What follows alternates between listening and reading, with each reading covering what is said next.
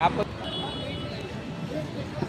Engine का work ऐसे करें, इंजन को ऐसे अच्छे से खोल खाल करके साफ़ सफाई करके ओरिजिनल का पार्ट्स के साथ में उसको बनाया जाता है। इसमें ब्लॉक किट पड़ेगी और इसके अंदर जो है इंजन बहुत अच्छे से साफ़ करके वर्क होता है काम, और ऐसे सारे पार्ट्स को अच्छे से क्लीन किया जाएगा जिसमें प्रॉब्लम ना आए।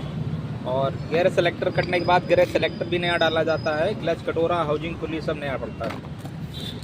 और ये होती है ब्लॉक किट। इसमें ब्लॉक किट ख़राब होने के बाद ब्लॉक किट भी डाली जाएगी।